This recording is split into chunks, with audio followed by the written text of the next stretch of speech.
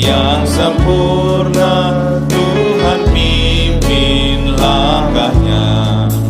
Terima kasih padamu Tuhan, Kau bimbing kami selamanya. Segala hormat, puji dan syukur kami panjatkan kepadamu. Komisi Usia Lanjut?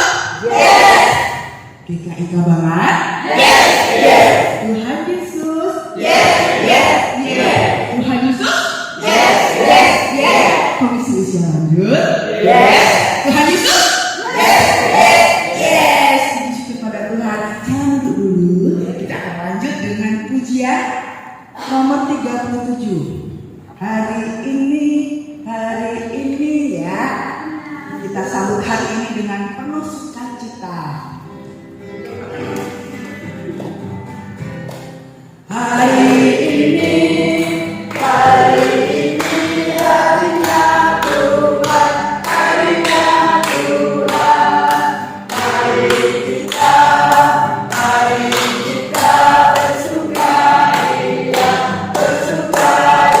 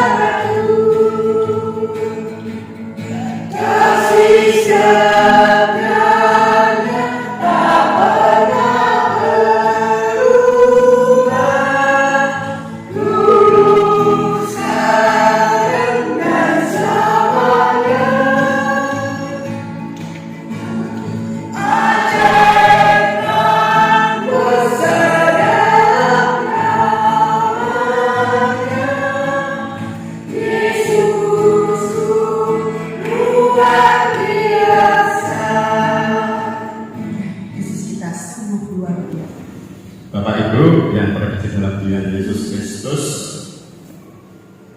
pada pagi hari ini kita bersama-sama akan merenungkan firman Tuhan yang akan diambil dari kitab Yohanes 13, ayat 1 sampai dengan 3. Sebelum saya bacakan kitab Yohanes 13 ayat 1 sampai dengan 3, marilah kita berdoa. Bapa yang di surga, kembali kami datang menghadap Engkau. Kami berterima kasih telah menurunkan sebagai anak-anak tempat ini untuk bersama-sama merenungkan sebagian dari firman-Mu. Berfirmanlah Bapa, kasih kami siap mendengar dan menerapkannya dalam hidup kami hari lepas hari. Terima kasih ya Bapa. Kami serahkan semuanya ini hanya dalam nama Tuhan Yesus Kristus. Amin.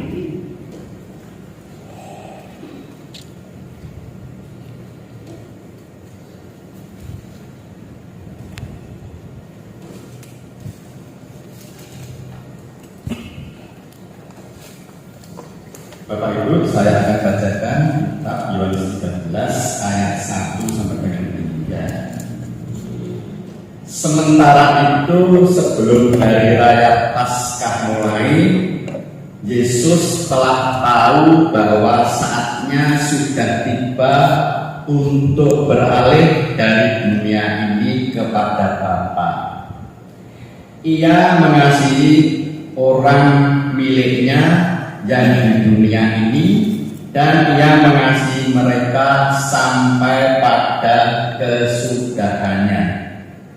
Ketika mereka sedang makan bersama, iblis telah membisikkan rencana dalam hati Yudas, anak Simon Iskariot, untuk menyerahkan dia.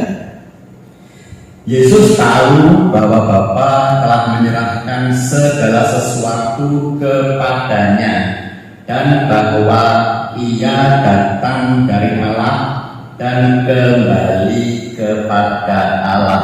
Demikianlah firman Tuhan. Berbahagialah mereka yang mendengar dan meneladaninya hari lepas hari. Bapak Ibu yang terkasih dalam Tuhan Yesus Kristus, renungan kita pada pagi hari ini bertema berserah pada kehendak Tuhan. Berserah pada kehendak Tuhan. Bapak Ibu yang terkasih dalam Tuhan Yesus Kristus, tentunya kita semua sudah tahu atau paham bahwa ada seorang suster Teresa namanya, biarawati dari India, yang sangat terkenal akan ajaran kasihnya.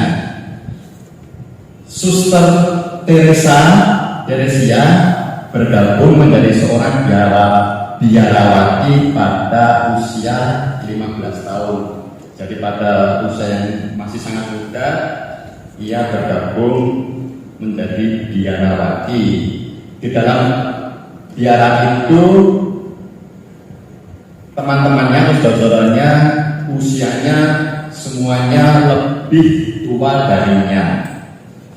Jadi Suster Teresia ini mengalami didikan dan disiplin yang sangat keras. Bapak Ibu tentunya sudah sering mendengar bahwa dalam suatu komunitas yang namanya ada hubungan junior dan senior, tentunya yang junior itu akan menjadi sangat tertekan.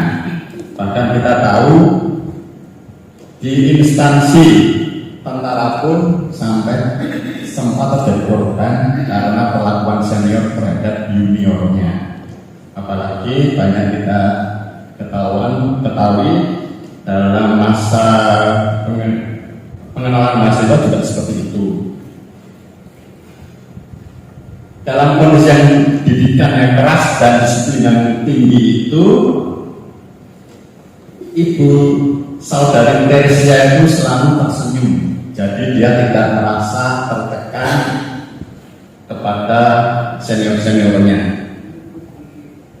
Ketika ia ditanya mengapa ia melakukan hal demikian, ia menjawab bahwa sebuah kerendahan hati, kasih, dan kebaikan akan menularkan hal yang sama kepada orang lain.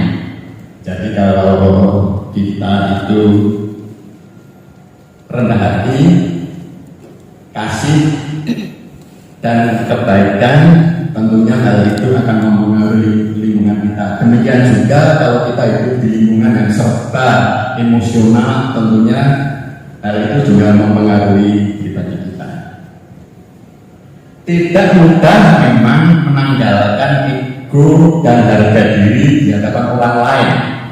Kita memang susah mengendalikan diri kita apabila kita diejek, bahkan sampai dengan mempengaruhi ego kita.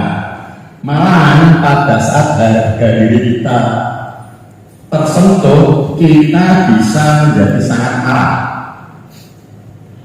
Namun Tuhan Yesus memberikan teladan bagi kita agar mau menyangkal diri, menanggalkan ego, merendahkan diri, serta memuliakan sesama. Jadi ajaran Yesus kita diminta untuk menyangkal diri, merendahkan diri, serta memuliakan sesama kita. Orang yang percaya pada Kristus, iman percaya kita kepada Kristus, membawa kita kepada pemenuhan janji Allah.